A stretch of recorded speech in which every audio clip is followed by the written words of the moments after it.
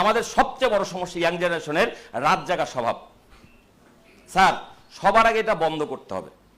আপনি যদি বড় উদ্যোক্তা হতে চান বস, সবার আগে আপনার রাত জাগা বন্ধ করতে হবে। কিচ্ছু করার নাই, আপনি আমাকে ভালো বলেন আর খারাপ বলেন, কিচ্ছু করার নাই। এখন অনেকের আমার কথাগুলো পছন্দ হবে না, রাজীব ভাই কি বলেন, রাত যত গভীর হয় ডিজিটাল মার্কেটিং তত বড় হয়। স্যার এইসব বলে কোনো লাভ নাই। আপনি কি জানেন দিনকে সৃষ্টি করা হয়েছে কাজের জন্য, রাতকে সৃষ্টি করা হয়েছে ঘুমানোর জন্য? একটু মাথার মধ্যে কথাটা নেবেন, আমি কয়েকটা কথা বললে নেমে যাবো, খুব বেশি সময় আজকে নেব না। দিনকে সৃষ্টি করা হচ্ছে কাজের জন্য, রাতকে সৃষ্টি করা হচ্ছে ঘুমানোর জন্য। মহানবী সাল্লাল্লাহু আলাইহি সাল্লাম মাগরিবের নামাজের পর সন্ধ্যার বা রাতের খাবার খেয়ে ফেলতেন, এশার নামাজের পরে উনি জেগে থাকা পছন্দ করতেন না। আমাদের অধিকাংশ মানুষের এখন রাত যে কখন শেষ হয়, কখন শেষ হয় মানে ঘুমাই কখন, যখন মোবাইল আর এক ফুটাও চার্জ নাই, তারপর মোবাইলটা মাথার কাছে রেখে ঘুমায় পড়তেছি। আপনি কি জানেন আপনার জীবনের শরীরের কি 12টা আপনি বাজাচ্ছেন? প্লিজ একটুখানি নিজের প্রতি যত্নশীল হন, দায়িত্ববান হন প্লিজ। আচ্ছা আপনি আমাকে সহজে বলেন, আপনি যদি 10 বছর পেশার জীবনে বা 20 বছর সময় দেন, যত টাকার মালিক হবেন, যত বড় কোম্পানি করবেন, আপনি যদি 35 বছর একই কাজ করেন, তুলনামূলক বেশি পারবেন না কম পারবেন? কথাটা বুঝছেন না বুঝেন নাই? আপনি বলছি যে আপনি 20 এখন থেকে কাজ শুরু করলেন, 20 বছরের মধ্যে অসুস্থ হয়ে বিছনায় পড়ে গেলেন, তখন আপনার কোম্পানি যে জায়গায় যাবে, আপনি রাত দিন কাজ করছেন, কইরা 20 বছর পর কোম্পানিকে একটা জায়গায় নিয়ে এসছেন, কিন্তু আপনি তুলনামূলক কম কাজ করছেন, কিন্তু আপনি বেশি সময় 35 বছর 40 বছর কাজ করতে পারলেন, তাহলে আপনার কোম্পানি আরো বড় জায়গায় যাবে না বস? বেশি কাজ করতে হলে আপনাকে শরীরটাকে যত্ন নিতে হবে ভাই।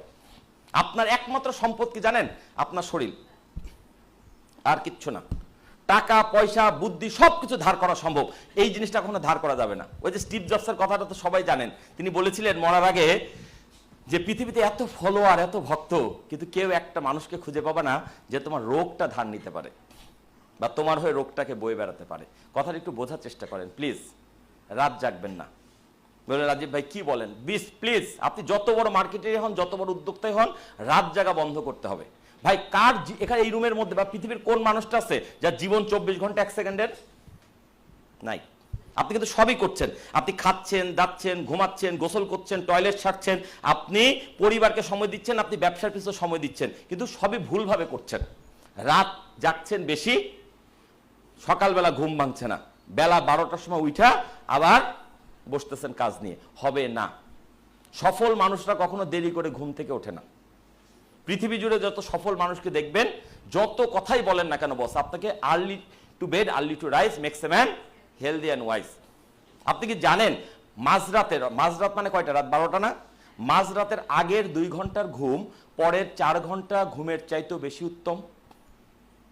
যারা জানে না তাদেরকে বলি, মানব দেহের ভিতরে অটোমেটিক্যালি কিছু হরমোন সিক্রেশন হয়। একজন ছেলে মেয়ে আচরণ করে বা একজন মেয়ে মেয়েলি আচরণ করে, এর মূল কারণ হচ্ছে তার ভেতরে থাকা হরমোন। একজন ছেলে মেয়ের প্রতি আকৃষ্ট হয়, মেয়ে ছেলের প্রতি আকৃষ্ট হয়, সেটারও মূল কারণ হরমোন। হরমোন হচ্ছে আপনার আমার দেহের মূল নিয়ন্ত্রক। হরমোন জিনিসটা কি? বিভিন্ন রস। এটা তৈরি হয় কোথায়? নির্ধারিত গ্রন্থে। বেরোয় কোথায়? নির্ধারিত সময়ে। যায় কোথায়? রক্তে। এবং এটা যদি ছড়িয়ে না যায় তাহলে মানুষের স্বাভাবিকত্ব নষ্ট হয়ে যাবে। মানবদেহের কিছু গুরুত্বপূর্ণ হরমোন আছে যেটা নিঃসরণের জন্য 3টা শর্ত প্রযোজ্য। শর্ত নাম্বার 1, সময়টা হবে মধ্যরাত, মানে দিনের মধ্যে 24 ঘন্টার মধ্যে ওই হরমোনটা ওই সময় বেরোবে যখন কিনা পৃথিবীর আপনি যে অংশে আছেন সে অংশের মাঝরাত। কথাটা কি বোঝাতে পেরেছি? এবং সেটা বাংলাদেশ থাকলে একরকম হবে, আমেরিকা গেলে আরেক রকম হবে। সূর্যাস্তের মোটামুটি 5-6 ঘন্টা পরের সময়টাকে প্রকৃতির স্বাভাবিক নিয়মে ওখানকার মাঝরাত ধরে নেয়। তার মানে সোজা বাংলা কথা, রাত 12টার সময় ওই হরমোনটা নিঃসরণ হবে। শুধু শর্ত একটা বলেছি। 2 নম্বর শর্ত, শুধু ওই 12টা বাজলে হরমোন নিঃসরণ হবে না, ওই সময় ওই মানুষটিকে ঘুমিয়ে থাকতে হবে। এবং যেন তেন ঘুম না, মানে 11:59 বাজে রাজীব ভাই বলছে 12টায় হরমোন করবে, হবে না। আপনাকে অ্যাটলিস্ট 2 ঘন্টা আগে ঘুমাইতে হবে, যেন 12টা নাগাদ আপনি গভীর ঘুমে ঢুকে যান। কথাটা কি বুঝাতে পেরেছি? বলবেন রাজীব ভাই ঠিক আছে, 2টা শর্ত বুঝলাম, একটা হচ্ছে রাত 12টা হইতে হবে, একটা হচ্ছে ওই সময় আমাকে ঘুমিয়ে থাকতে হবে, অর্থাৎ 10টার মধ্যে আপনি ঘুমাতে বলছেন। জি তাই বলছি। এখন আমি তো ঘুমাই গেলাম, আমার পাশে বসে আমার বউ জি বাংলা দেখছে, কি হবে রাজীব ভাই? তারও তো হবেই না, আপনারও হবে না। মানে যে জায়গাটায় মানুষটা ঘুমিয়ে থাকবে সেই জায়গাটা অন্ধকার থাকতে হবে। এই 3টা শর্ত যদি পূরণ না করতে পারেন তাহলে আপনার শরীরে ওই দিনের জন্য বিশেষ বিশেষ হরমোন নিঃসরণ বন্ধ হয়ে যাবে। কথাটা ভালো করে শোনেন, কথাটা শেষ করি ভাই, এখনো শেষ করি নাই। বলবেন রাজীব ভাই আজকে 20 বছর 30 বছর ধরে রাত জাগি, কই কিছুই তো টের পাচ্ছি না। বস, বাইরে টের পাবেন না, ভিতরটা ঝাঁঝরা হয়ে গেছে। আপনি একটু খেয়াল করে দেখেন, আপনার আত্মীয় স্বজন বন্ধু বান্ধবের মধ্যে নিঃসন্তান দম্পতির সংখ্যা বেড়ে গেছে। আপনি একটু খোঁজ নিয়ে দেখেন, বাংলাদেশে এখন প্রতিবন্ধী বাচ্চার সংখ্যা বেড়ে গেছে। রাস্তার পাশে মানে পরিত্যক্ত কুত্তি, যার এক বেলা খেলে আরেক বেলা খাওয়ার নিশ্চয়তা নাই, সেও 4টা সুস্থ বাচ্চা পয়দা করে। আর মানুষের জন্য এত হাসপাতাল, এত ডাক্তার, এত চিকিৎসা ব্যবস্থা, সেই মানুষের পেট থেকে প্রতিবন্ধী বাচ্চা বের হয় কেমনে? কোন ডাক্তারের কাছে যান, ডাক্তার বলবে এটা আপনার ভাগ্যে ছিল হয়েছে। না, ভাগ্য ওখানে ফ্যাক্টর না। ফ্যাক্টর হচ্ছে ওই বাবা এবং মা তার এই বিয়ে হওয়ার আগে তারা রাতের পর রাত জেগে তারা প্রেম করেছে, প্রীতি করেছে, উমুক করেছে, তুমুক করেছে। অ্যাজ এ রেজাল্ট দীর্ঘদিন তাদের শরীরের মধ্যে ক্রমাগতভাবে ওই হরমোনগুলো নির্ধারিত সময় নিঃসরণ হয়নি।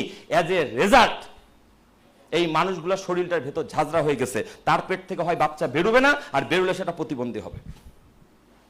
আমার কথাগুলো আজকে যারা বিশ্বাস করছেন না, তারা ভবিষ্যতে প্রস্তুতি নিন। যদি আপনি এখনো রাত জাগা অব্যাহত রাখেন, স্যার ভবিষ্যতে বাবা মা হতে পারবেন কিনা সন্দেহ আছে। উদ্যোক্তা হতে পারবেন, কোটি টাকার মালিক হতে পারবেন, কোটি টাকার মালিক হতে পারবেন, কোটি কোটি টাকার মালিক হতে পারবেন। বাবা মা হওয়া হবে না আপনার জীবন, আপনি বিশ্বাস করেন আর না করেন। একটা প্রতিবন্ধী বাচ্চা মানে কি জিনিস বোঝেন? যে তরুণরা বসে আছেন রাত জাগেন, তাদের জন্য একদম পরিষ্কার ভাষায় বলে দেই ভাই, যদি রাত জাগাটা অব্যাহত রাখেন, ভবিষ্যতে বাবা হতে অন্য সাহায্য নেওয়া লাগবে। খুব খারাপ কথা বলে ফেললাম, এর চাইতে বাজে কথা আমার বলার মতো আর কোনো উপায় নাই, কোনো সুযোগও নাই। প্লিজ দয়া করে রাত জাগবেন না। আমি যে কথাগুলো বলছি আপনারা বলবেন রাজীব ভাই এর সাথে সেলসের কি সম্পর্ক, উদ্যোক্তা হওয়ার কি সম্পর্ক? বিশাল সম্পর্ক। কারণ আপনি কি একদিনের জন্য উদ্যোক্তা হতে চান, নাকি অনেক লম্বা সময়ের জন্য হতে চান? নাকি চান আপনি যে প্রতিষ্ঠান গড়ে তুলবেন সেই প্রতিষ্ঠানকে আপনি দীর্ঘদিন নেতৃত্ব দেবেন, একসময় আপনার সন্তান নেতৃত্ব দেবে তারপরে? এইগুলো কি চিন্তা করেছেন কেউ? যদি আমার কথাগুলো বুঝতে পারেন, তাহলে ভবিষ্যতের জন্য আপনি প্রস্তুতি নিতে পারবেন। প্লিজ দয়া করে রাত জাগা বন্ধ করুন, মাঝরাতের আগে ঘুমাতে যান। কিভাবে পারবেন, কিভাবে হবে আমি জানি না, কিন্তু আপনাকে এটা করতে হবে যদি আপনি সুস্থ জীবন চান, ভবিষ্যৎকে সুন্দর করতে চান। আপনি কত টাকার মালিক হবেন সেটা আমি জানি না, কিন্তু আমার এই কথা শুনলে আপনি লম্বা সময় ধরে অনেক বড় কিছু করতে পারবেন। সকালবেলা ঘুম থেকে উঠতে হবে, উঠতেই হবে ফজরের নামাজের আগে। যারা মুসলিম নামাজ পড়বেন, অন্য ধর্মের সনাতন ধর্মের আছেন পূজা অর্চনা করবেন, but early to bed early to rise, এর কোনো বিকল্প নাই। মানব দেহকে সুস্থ রাখতে 6টা প্রাকৃতিক ডাক্তারই যথেষ্ট। যদি কেউ এই 6টা ডাক্তারকে ফলো করে, তার পৃথিবীর কোনো ডাক্তার তাকে ছুতে পারবে না, চ্যালেঞ্জ। আমার এই কথাগুলো শোনার পর আপনার প্রথম যে লাভটা হবে কি জানেন? আপনার ইনকাম কালকে থেকে বেড়ে যাবে। বলি কিভাবে রাজীব ভাই, আপনি কি টাকা দিবেন? না, আমি টাকা দিব না ভাই। আপনার বাসায় ওষুধ খরচ কমবে, বাজার খরচ কমবে, তাহলেও তো আপনার টাকা বাড়লো নাকি ভাই? ভুল বললাম? কথাটা কি বুঝতে পারছেন বস? প্লিজ মাথায় রাখেন, সুস্থ থাকতে হবে, সুস্থভাবে বাঁচতে হবে। আপনি যে কাজগুলো করে ঘুমাইতে ঘুমাইতে রাত 2টা বাজাচ্ছেন, দয়া করে সেই কাজগুলো না করে আপনি আগে ঘুমায় যান।